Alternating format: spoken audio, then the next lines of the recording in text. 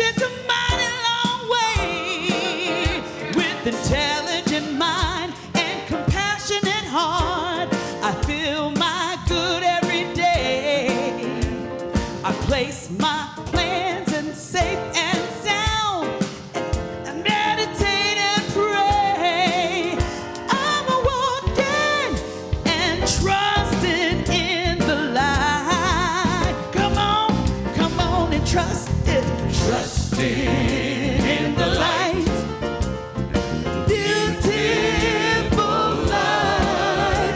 Ain't it wonderful? Ain't it wonderful? How the light shines. Oh, feel the light. Trusting in the light. Beautiful light. Beautiful light. Ain't it wonderful? Ain't it wonderful? How the light shines. With God's eyes, I clearly know how God's hearing you and me. I know our prayer and blessings, knowing God's love is where to be. It's the love we give to each other that keeps our heart in peace. I've got great joy in the light. Come on, feel the joy in the light. Beautiful light. Ain't it wonderful? Ain't it wonderful? How the light shines. Let that light shine, shine. Joy in the light. Joy in the light. Beautiful light. It's beautiful. Ain't it wonderful? Ain't it glorious? Ain't it glorious? Ain't it marvelous? Ain't it beautiful? Ain't it beautiful? How the light shines.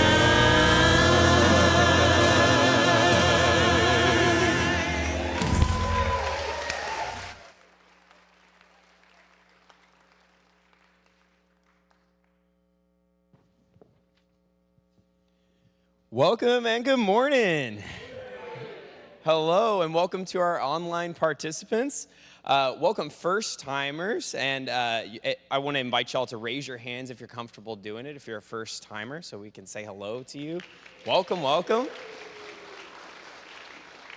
I wanted to let y'all know that the connection codes are, the connection QR codes are on the pew backs, and there are paper cards in the foyer if you want to connect with us after the service.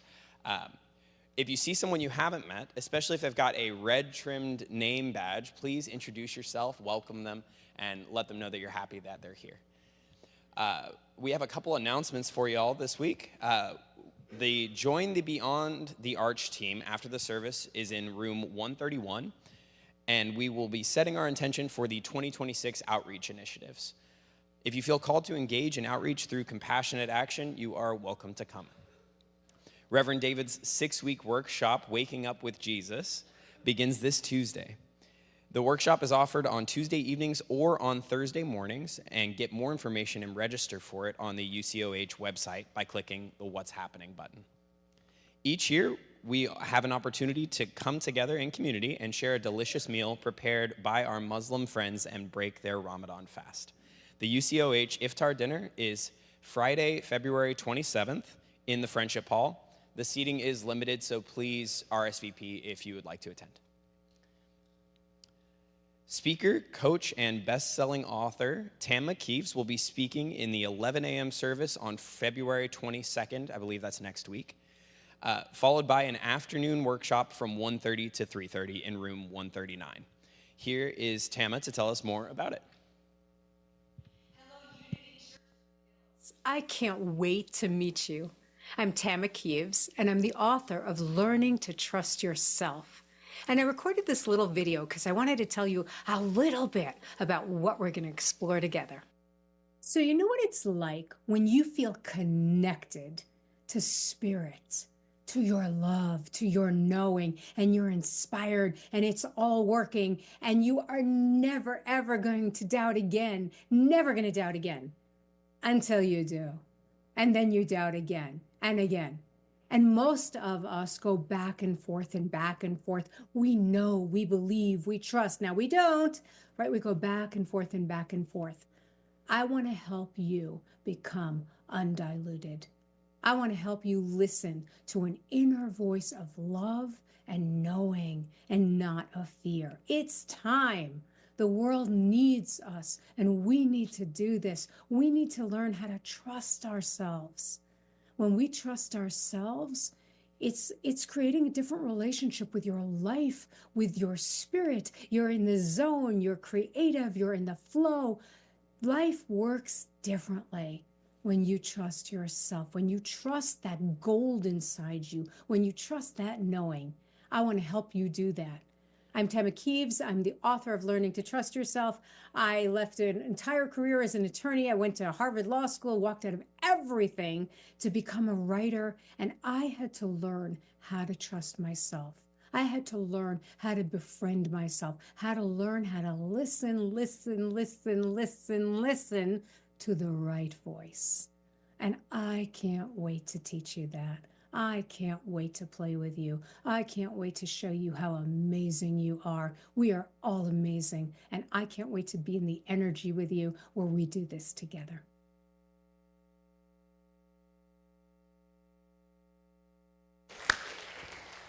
Good morning. Welcome, welcome, welcome. If I haven't met you yet, I'm David Howard, and I have the privilege of being the senior minister here at this beautiful community. And I want to extend my very special welcome. And hopefully you'll be here next week when Tama's here to speak to us on Sunday morning and do her workshop. We have another very special video we want to show to you now, and so just enjoy. I will sing to the Lord all my life. Psalms 104:33. He who sings, prays twice. St. Augustine. Music is the language of the spirit. Khalil Gibran. The only thing better than singing is more singing. Ella Fitzgerald.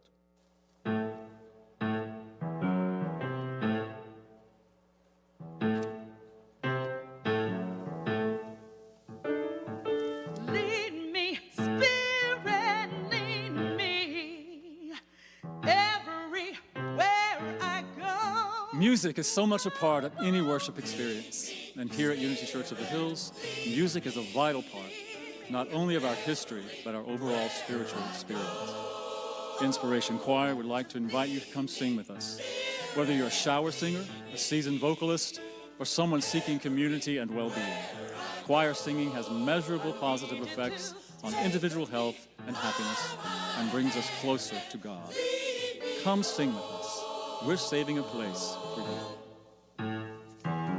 Join us, won't you join us every Wednesday night? Whoa, whoa. Join us, won't you join us every Wednesday night? Join us, Won't you join us won't you join us? every Wednesday night? All are welcome to join us, sing along.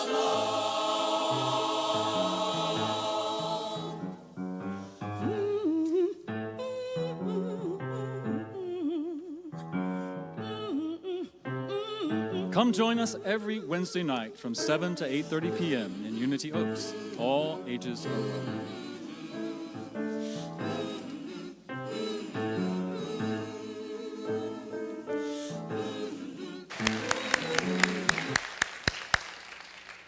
I want to acknowledge those who had a hand in putting that together. I know Courtney and Ellen and Tammy and all of you who put that together. Thank you for doing that. And I want to acknowledge the Inspiration Choir. There are several of the members of the choir over here, and there are several members out here. So I just want to say, if you've sung with the choir, if you've ever sung with the choir, if you're singing with the choir, please stand up so we can acknowledge you. This is a volunteer choir.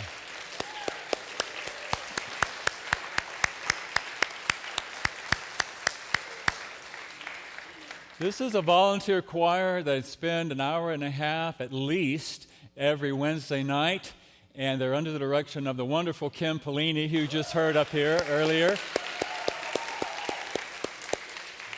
And so I just want to extend my invitation to any of you who would like to be a part of that. There's a sign-up sheet out there in the foyer on the table, and you can meet with Kim, and she will help you figure out what part you'll be singing. And it's a lot of fun, isn't it? It's a lot of fun when you get together with a community. You learn to breathe together, sing together, intone together, and it's a beautiful experience. So if you have any interest in singing, please join us. At least check it out, you know. So Wednesday night. So thank you for that, and thank you all for being here today. Oh, potluck. There's a potluck this coming Friday, right?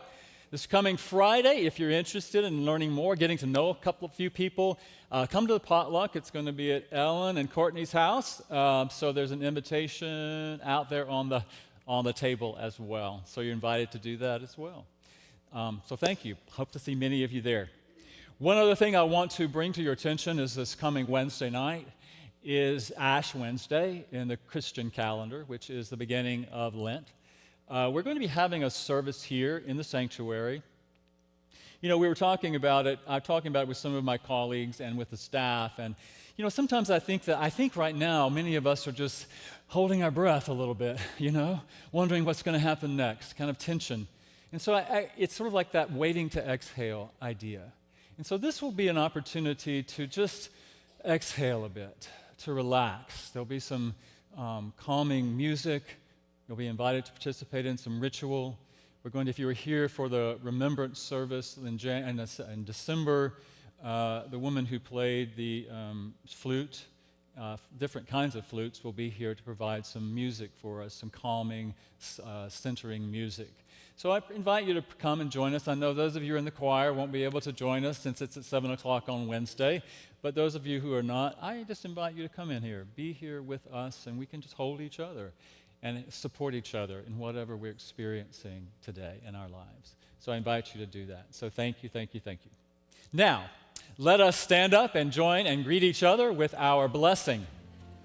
We love you, we bless you, we welcome you, and we behold the Christ you are. Now please turn and greet your neighbors.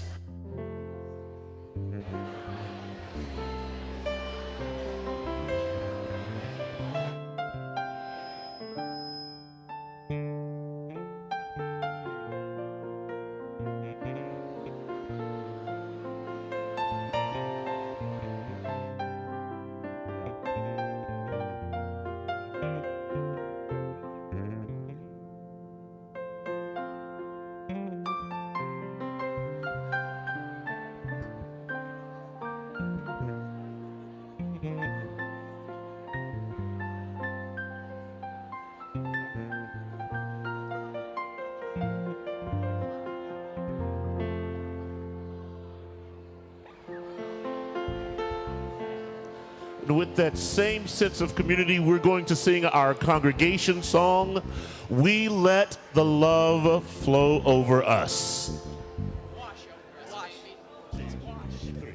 We let the love wash over us. We let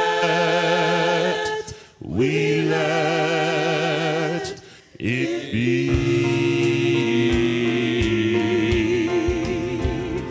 We let the love wash over us. We let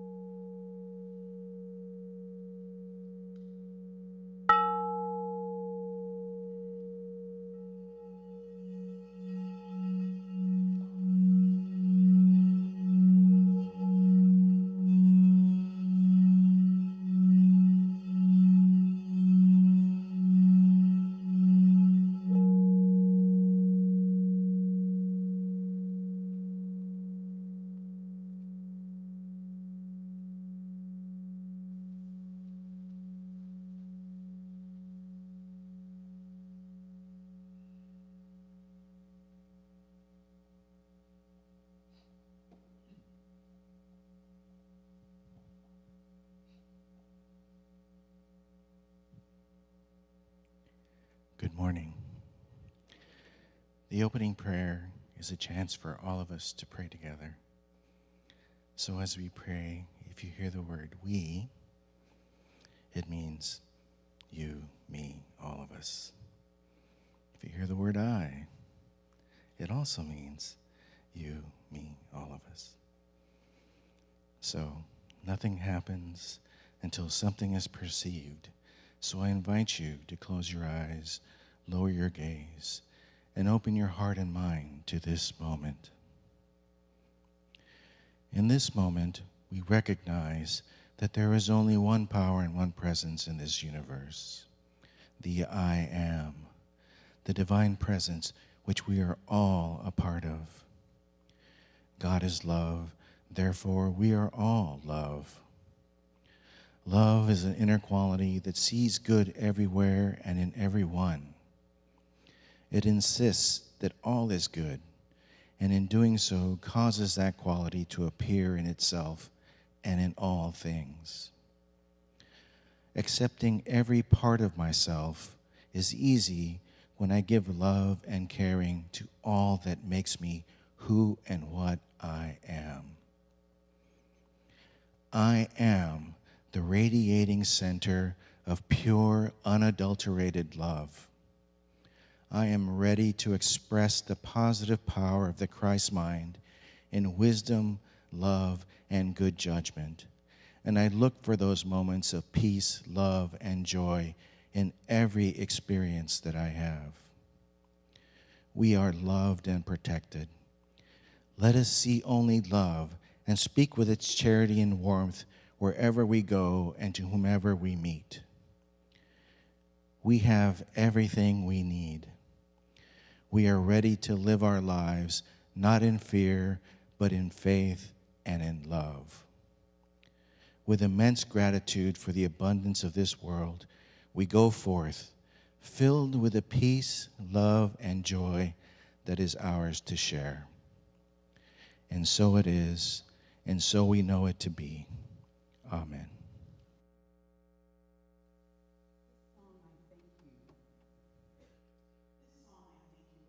How divine,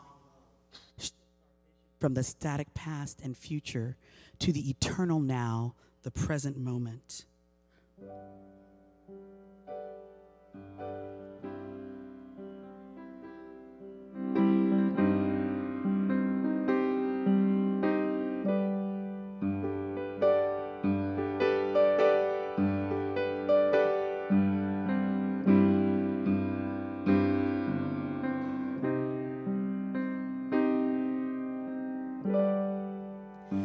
I thank you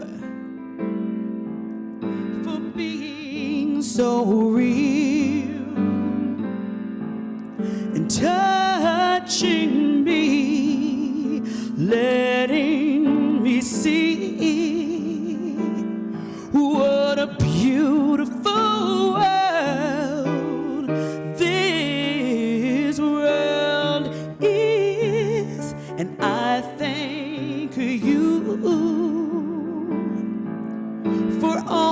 that's revealed. Well, you're changing me, opening my time blinded eyes to see my glorious possibilities.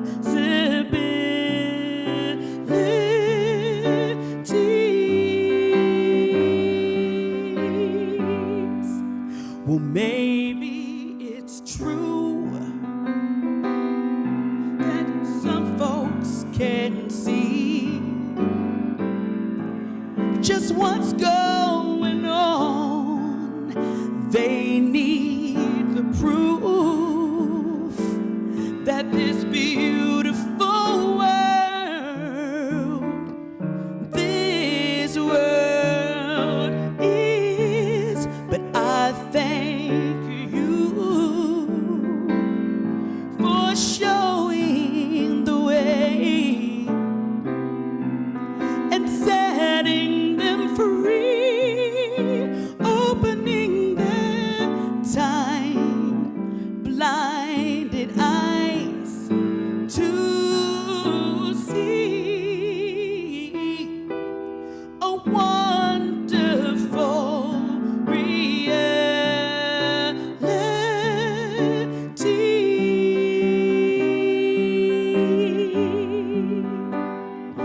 Oh, and I pray for strength to keep seeing just like this. Oh, that I can say yes and move out the way and give my God its full sway. Hey, I thank you for being so real and changing me, opening my time blinded eyes to see my glorious possibilities.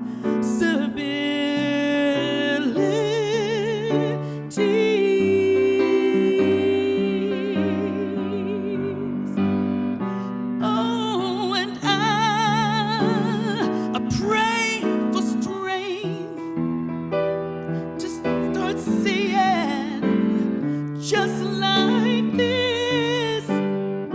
Oh, that I can say yes and move out the way and give my God its full sway.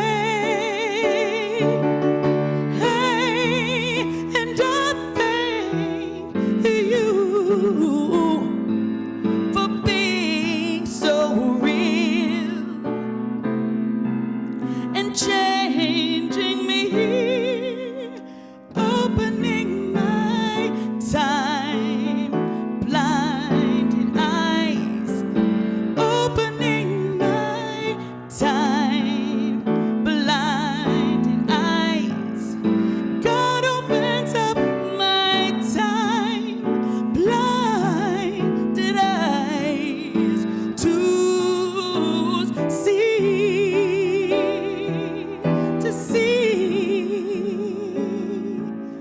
my glorious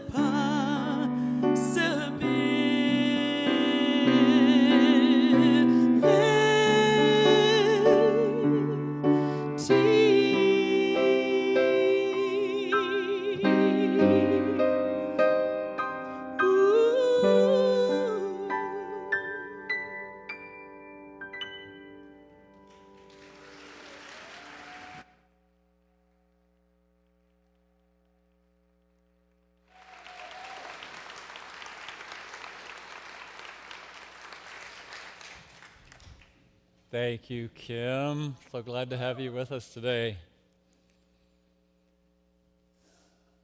Is love all we need? Is love all we need? I've kind of played with that question within myself for the past few weeks, actually. Is love all we need? And as I question that, as I'm questioning, I kind of live with the question. And it never ceases to amaze me how Spirit reveals answers. Sometimes in ways that you don't necessarily expect, or just kind of out of the blue. Something will show up. And we have to pay attention. I get to pay attention.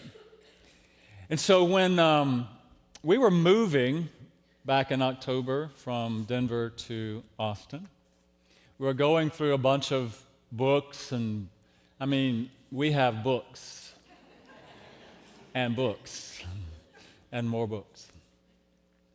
But Jay was going through his books, and Jay is my husband. He was going through his books, and he found this little book. And this little book is called The Miracle of Love. And it's written by a man named James Allen. I think that's his name. I'm sorry if or Charles Allen. He's a Methodist minister, and he uses the scripture from 1 Corinthians 13 as the basis for the book. And so I thought, well, let me just go back and read 1 Corinthians 13. You're familiar with 1 Corinthians 13? I think maybe not. Maybe maybe you're not. I think if you weren't raised in the Christian church, you might not be familiar with it. But I'm guessing if you've attended a wedding anytime soon, recently, you've probably heard some parts of 1 Corinthians 13. Love is patient and kind. Love is not boastful. Love is not arrogant. Love is not rude. Love does not seek its own way. All of those ideas about love. And I always read those as thinking, well, you know, in the marriage relationships, maybe those are good ideas. Maybe those are just ideas that Paul was writing about in order to help people get along. If you just do these things, maybe you'll get along. Now remember, maybe you don't remember, but Paul, after his conversion experience, traveled around establishing churches. And he established many churches. And this letter, Corinthians, was a letter that he wrote to the church that he established in Corinth. And usually, when we read these letters, what we understand is that he's writing letters because, believe it or not, in churches, conflicts arise. I know. Can you imagine? People not getting along. People not agreeing on everything. People having those ideas about things, I want to do it my way and you do it your way. So Paul heard about these, and he would write letters to help people come together. And so when I read this, I thought, well, you know, maybe that's just the way he's talking about. How can we get along? Be nice. Don't be rude, don't be puffed up, don't be arrogant, don't be all of these things. And then we take that and we tell married people not to do that.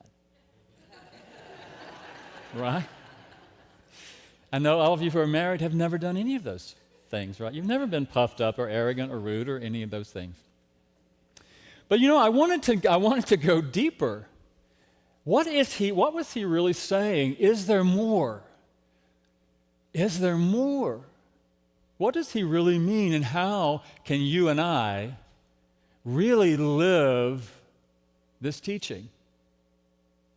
How can I live this teaching?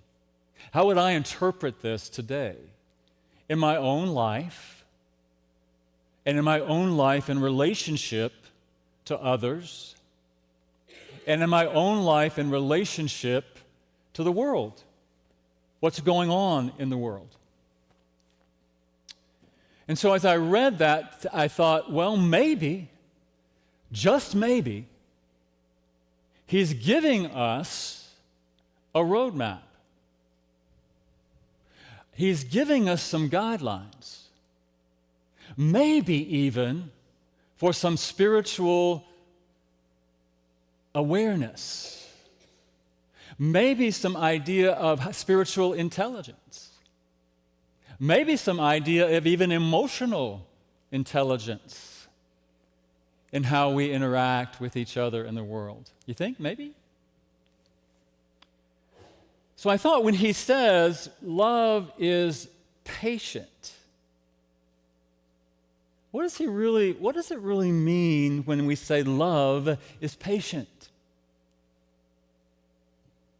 What I get from that, using what we know in our spiritual principles in unity, is that love is living faith. Love is living faith. And what I mean by that is love is living faith that we know. As Paul said in one of his other letters, faith is the assurance of things hoped for and the evidence of things not yet seen. So when we can live in faith that the things we hope for, a world that works for everyone, a world where everyone is fed, everyone is housed, everyone has health care, everyone is taken care of, everyone is valued, everyone is respected. Don't we all hope for that? Don't we all hold that vision where everyone is respected, valued as a human being, as an expression of God? Faith is the assurance that that is true. And it's the conviction that even though we do not yet see it, that it is done in spirit because it is the essence of love. And patience is being grounded in that. Patience in love as patience, I believe, is saying, yes, even though I don't see it, man, there's a part of me that just wants to race out there and make it happen. There's a part of me that wants to push the river. There's a part of me that says, no, I don't have patience. I want it now. Anybody else? But patience says, I'm grounded. Love says, I'm grounded. And love is not reactive in that way. Love is responsive. When I ground it in faith, I can know, yes, even though I don't see it, I trust and I know that that is the truth. And then, in patience, I allow myself to be moved by Spirit. While patience is not reactive, it is responsive. Responds to Spirit. Love responds. It's not inaction, but it is informed action. With me? When he says love is kind, sometimes I confuse kindness with niceness. Just want to be nice. Just be nice. Just get along. Right? Just get along. Just do what you need to fit in. That's not kindness. I believe kindness in its deepest sense, at least this is what I got as I meditated on it. Kindness in its deepest sense is living the platinum rule. You know, the golden rule is treat people the way you want to be treated. The platinum rule is treat people the way they want to be treated. And so kindness requires us to connect with people. Kindness requires us to listen. Kindness asks us, as love expressed as that, asks us to listen, to get to know people. How do they want to be treated? They may not want to be treated the way I think they should be treated. I mean, yes, we want to be respectful and caring and compassionate, but what about people from other cultures, people from other traditions, people from other religions? How are we kind We're kind, I believe, when we practice listening and responding and treating people the way they want to be treated. Yeah? Maybe? Just maybe. And so I think that's an important thing. It doesn't, kindness, again, I want to say something too about kindness, is that niceness, I think niceness can avoid conflict. Niceness can avoid controversy. But I think kindness leans into it. Niceness, I mean, avoids controversy. Kindness kind of leans into it and speaks it, recognizes, and then responds from there. Love is not envious. I thought about that. I think envy, when I envy something, that's really born of a consciousness of scarcity. A consciousness of scarcity. When I envy something or someone, I think when we think about that love, I don't like that he expresses it as a negative. Love is not that. What is love? Love is celebrating. Love is gratitude. Love is coming from abundance consciousness. Love is coming from prosperity consciousness. Love is celebrating. Love is gratitude for all that I have.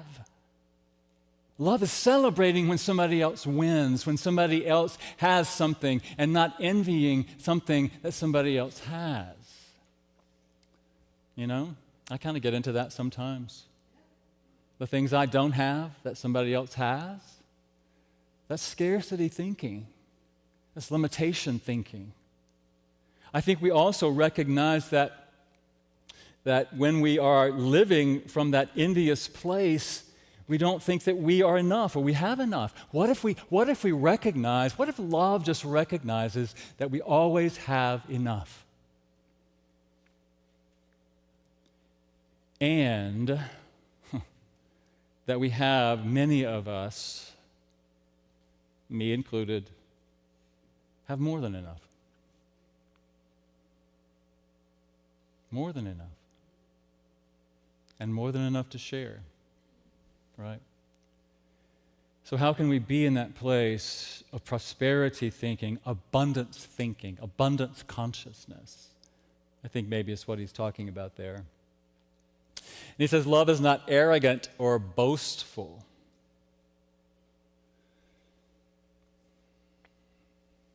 What I get from that is love lives unity's second basic principle, which says we are all creations, expressions of the one. We are all beautiful, unique, wonderful expressions of the one. Now, we may have different life experiences. We all have different life experiences. But what that idea is I'm not putting myself above anyone else, or I'm not putting myself below anyone else.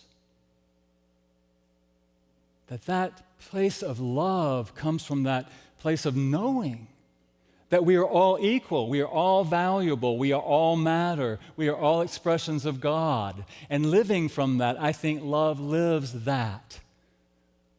Love lives oneness. Love lives unity. Not sameness, but unity. Love lives that in our lives and in the world. How do we respond? Love is not irritable or resentful. Have you ever been irritable or resentful? I'm guessing none of you ever have. Irritable or resentful. I think this is a big one. Because I think what he's saying is love lives forgiveness. Love lives forgiveness. That doesn't mean that we ignore harm. It doesn't mean that we don't name harm. It doesn't mean that we don't set boundaries for ourselves. Emotional, mental, spiritual boundaries. Because I believe that is all about energy. It's all energy.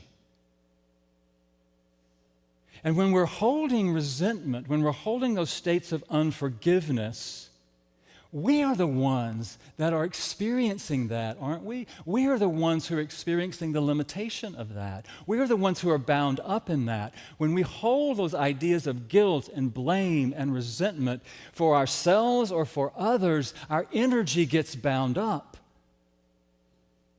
I love what Rocco Errico says about that. Forgiveness means, from the original Aramaic, means to untie the knots that bind. And those energy knots that we hold in our hearts that don't allow us to really feel and experience love are what we need to release. Again, it doesn't mean that we don't hold boundaries or we don't name harm. That's not what it's about. It's about freeing ourselves. Freeing ourselves from the past. Not continuing to identify with harm. Yes, we can name it, but we can also move through the energy of it. And it allows us, love takes responsibility. Love is about accountability and responsibility, not resentment. It means that we hold ourselves accountable and we hold others accountable for harm. And love takes action. Love takes action to release energy and takes action to possibly, how would I say this? Love and forgive, but also name the harm and respond to the harm. Make sense?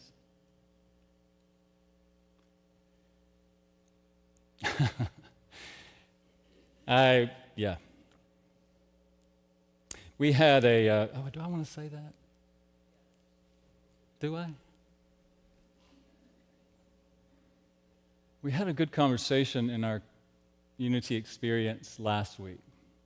We always do, so I invite you to come to that at 9:30. And we talked about this idea when it comes to what's in the news about Jeffrey Epstein.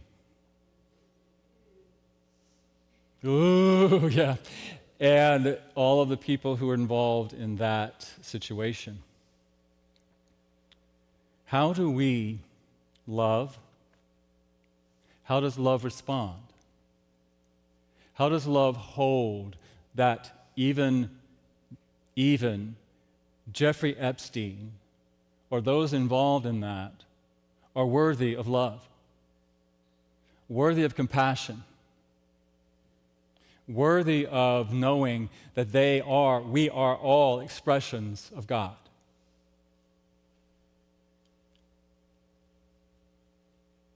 And can we hold that knowing and still recognize that love holds all of humanity in love and accountability and respect and honoring? And that is it's loving and kind and responsible to be willing to say, we love you, you're a child of God, and we will remove you from society so that you do not continue to enact harm on other people. Does that make sense to us? Huh? Yes. Hard. Hard. It's hard, isn't it? When something like that challenges our principles. That we believe in unity. We believe in oneness, in the truth of us, the essence of us, the Spirit of us, the Christ of us. Doesn't mean that sometimes people don't act out of their own fear, their own hurt, their own trauma, their own injury. We can honor that. We can see that. We can hold that. We can even hold them in compassion for that and still hold them accountable for their actions that are harmful to other people.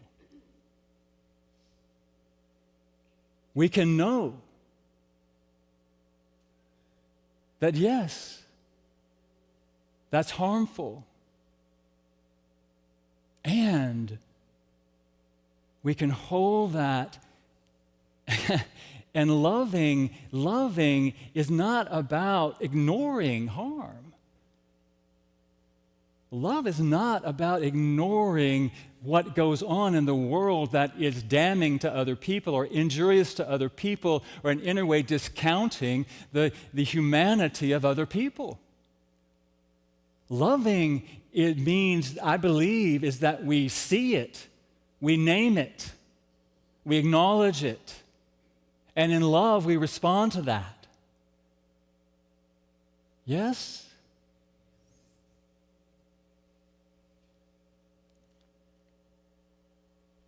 There are so many other examples that we could think of, that we could use. People who are acting in ways that do not appear to be loving. How many times, I'm not saying that you have done anything like that. How many times have you acted from a place of fear? Acted, spoken, acted from a place that was not centered in love? I think our opportunity is to recognize that and give ourselves compassion and empathy for that. Man, I have gotten totally off track. But not really. Not really, because we're all seeing it. We're all seeing it in the media. We're all affected by it. Yeah? And so I think it's important for us to recognize, what is the principle that we're applying here? What is the principle that we're living here? I know it's hard. I know it's challenging because I live it too. But I believe what's going on in the world today on many fronts is calling us up. It's calling us up and calling us out. To be the light, to be the love, to be love in the world. Because only love is going to change the world. Only love is going to change us, right? All right. So maybe I'll just abandon the rest of this.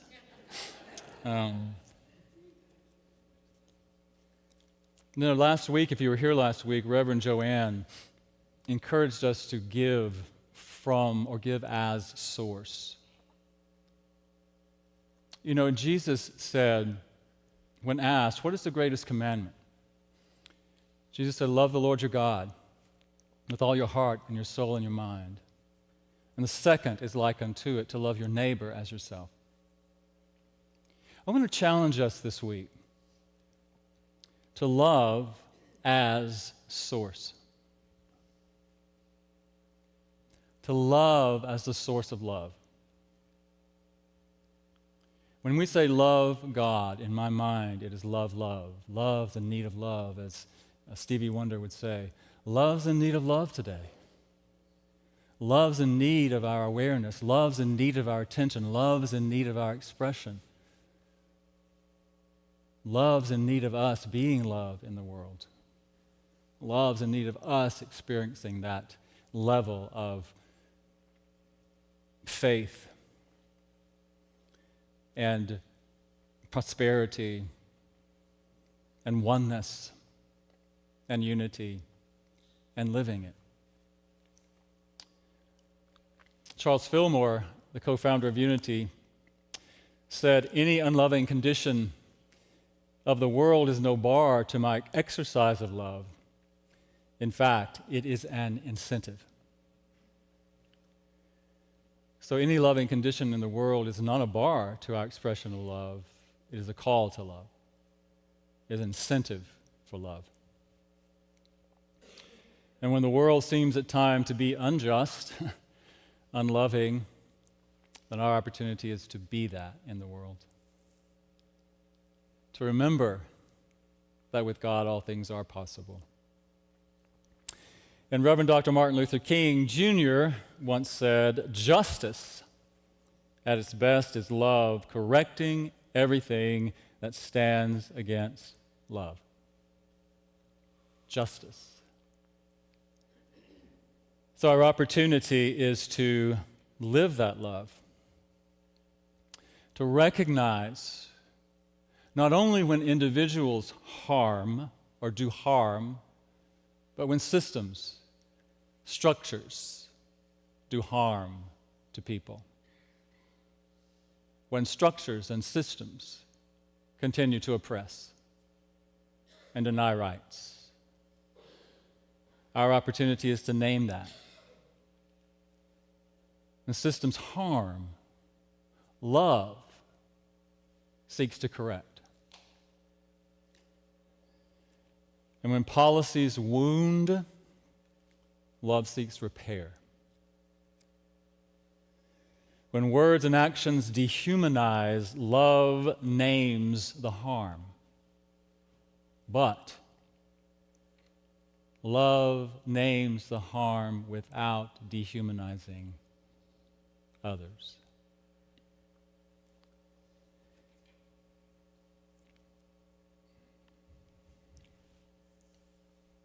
I was reminded this week in keeping with Black History Month, I've thought about many things in relationship to that, but as I was thinking about this idea of love, patience, kindness, and prosperity and abundance, and knowing that we are all created in the image and likeness of God, I thought about the example that many of us know of Rosa Parks and how she, not from a place of dehumanizing another, but for recognizing her own humanity and her own rights, sat on the bus and said she would not give up her seat when asked to give up her seat. And she said that many people say that she didn't give up her seat because she was tired. But that's not true. She said, the only tired I was tired of giving in. Tired of giving in to the system. Tired of giving in to the structure that oppresses. And I believe that in that way, she exampled just from that one act and what came from that act, the Montgomery bus boycott, that lasted for months and changed things. That one act was an act of self-awareness, of self-respect, not dehumanizing another person. But that one act also inspired a movement, a change. And the people who participated in that movement, the people who had been oppressed by that system, I believe had to have some faith. They had to have some patience to trust and to know that something was going to change. What they hoped for, they had to be assured that somehow it was going to change. That somehow, by taking these actions, by standing up for what is just and right, that they made a change. They somehow changed a system. I believe that's what love does. I believe we can use that example as a way to change things. And I love this. When Paul said love does not keep records of wrongs, he's not telling us to forget about trauma. He's telling us not to identify with it. When he says to bear all things, he's not endorsing abuse. He's describing spiritual resilience. Love endures because it is grounded in truth. Love endures because it is grounded in knowing who we are, what we are, how we are here to express. So what is love? Love is patient. Love is kind. Love is not boastful. Love is not irritable. Love is not resentful. Love lives forgiveness. Love lives faith. Love lives the principles. Love lives the first principle that God is in and as everything. Love lives the second principle that we are all created in the image and likeness of God. Love lives the third principle, which says that we co-create this world according to our vibration, our energy, our thoughts, our feelings, our actions, that we do not create in a vacuum, that we are all part of this collective consciousness that is continuing to create and co-create, to manifest and manifest these systems that oppress people. So how do we change that? We change our consciousness. We change our individual consciousness, and we change collective consciousness. We change how we work, what we do in the world. We change the actions that we participate in. It's all a part of changing the consciousness that creates this world that we live in, that we co-create. And how do we do that? Through the fourth principle, which says we pray, we connect. We allow our minds to be changed by connecting with the mind of God, the one source, the one power, the one presence, life and love and substance, and all the good that we can possibly begin to align with energetically. We do that through prayer and meditation, and then and only then do we step out and we take action. We speak, we act, we stand for what is right, what is just, what is true. That's how we make a difference in the world. We live the principles that we know. We live faith and prosperity. We live those principles. We embody those principles.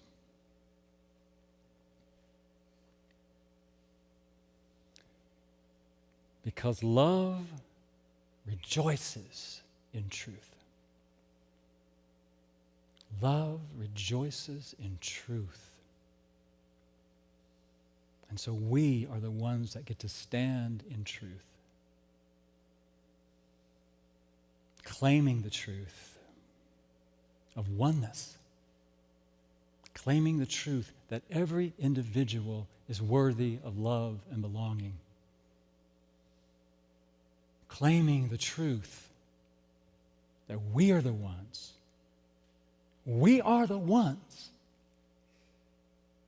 who are part of this creation, every one of us. And so we, individually and collectively, are the ones to change it, to make it work for everyone.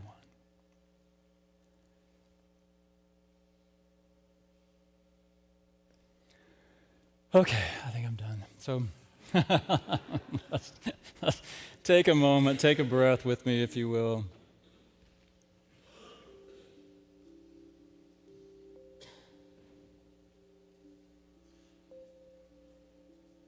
Breathe into this very moment. And as you breathe in awareness deep into your heart. Not the physical heart, but the emotional, the spiritual heart.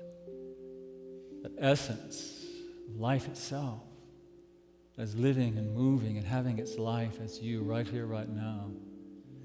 And right now in this moment, we're going to call that life love. Love that is moving itself, living itself, awakening unto itself, expressing itself in this moment as you.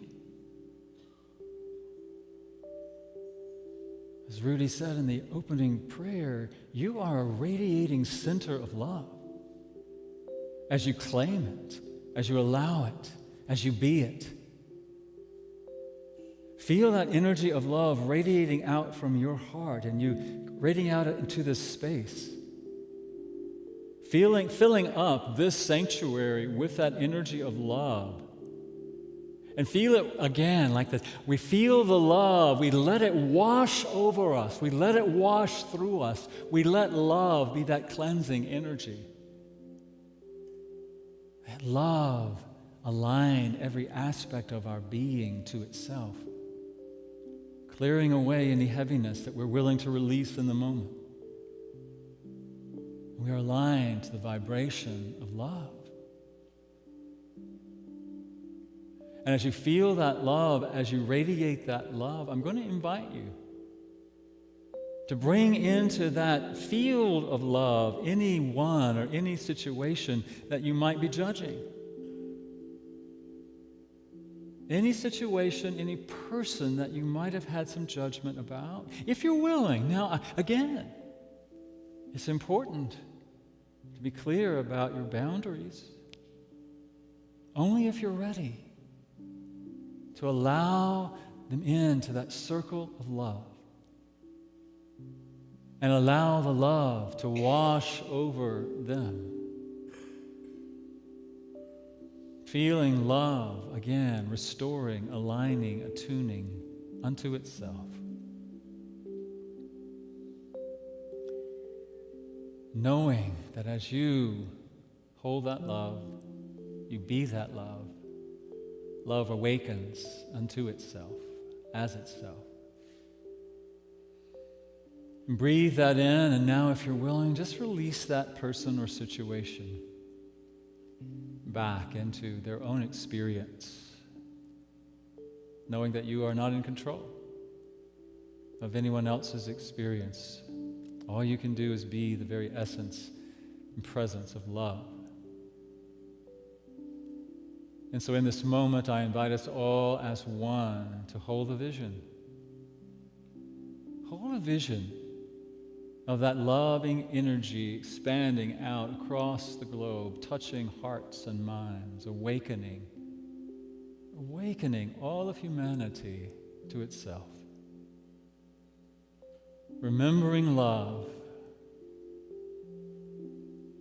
Love is the healing, harmonizing, attracting power. And so together we see that awakening happening. We know it. It's happening all around us. More and more and more individuals are awakening to love, recognizing love, realizing love, living love, expressing love, sharing love.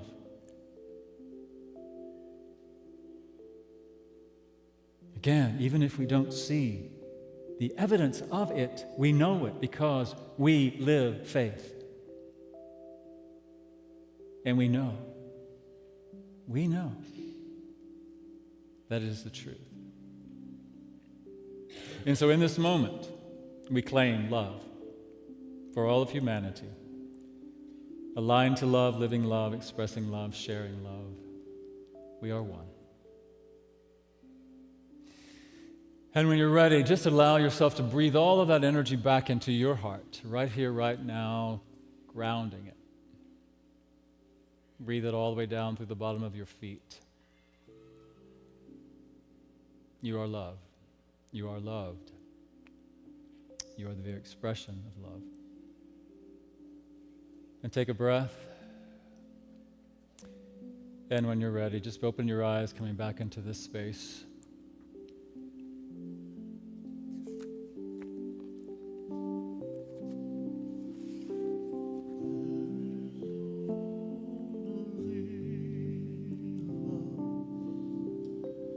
There is only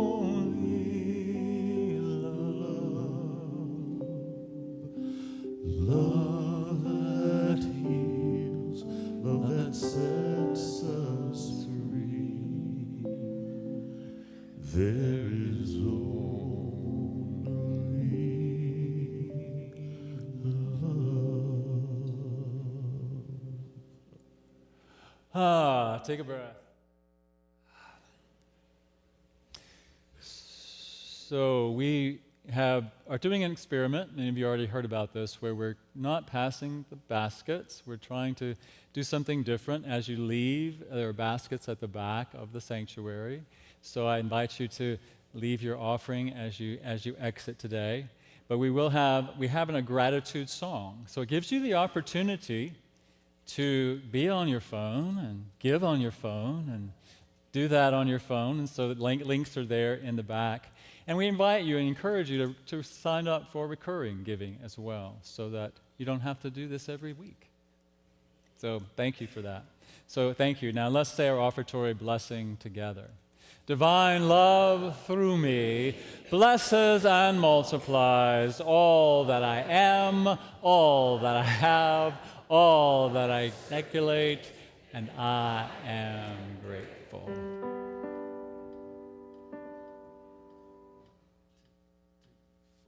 Love, love, love, love, love, love, love, love, love, love,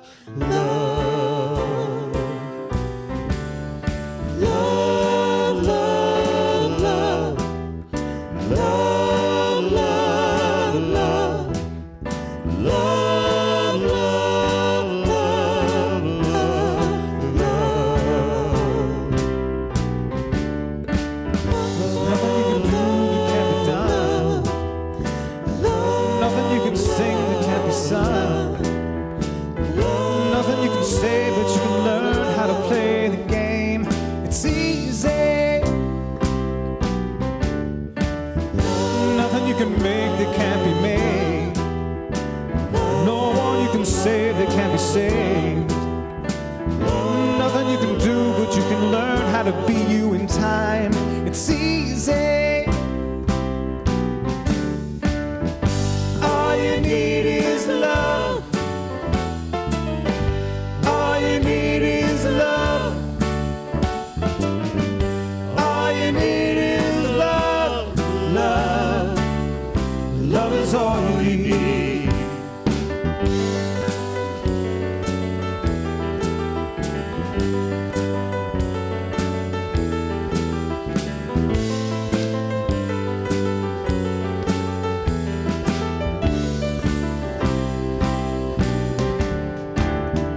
All you need is love.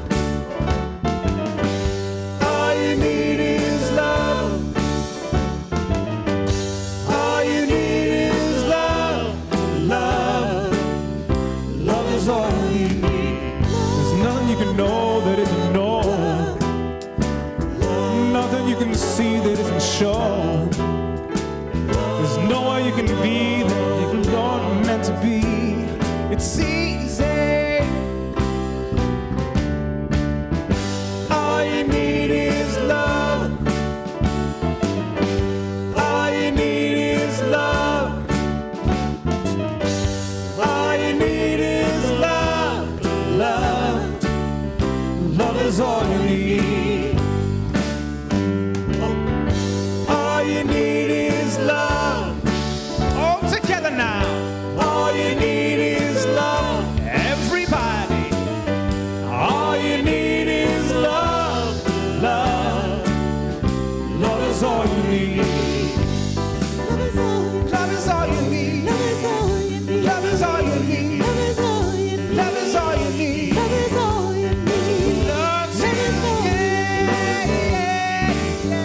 Love you, yeah, yeah. Love is all you need. Love is all you need. Love is all you need. Love is all you need. Love is all you need.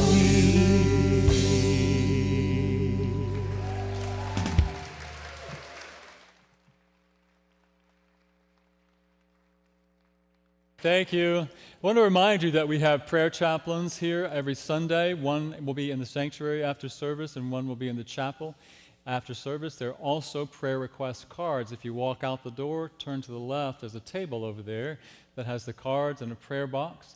Please fill out a prayer request and put it in the box. It's prayed over here, and then it's sent to Silent Unity, where it's prayed for another 30 days. So we invite you to do that.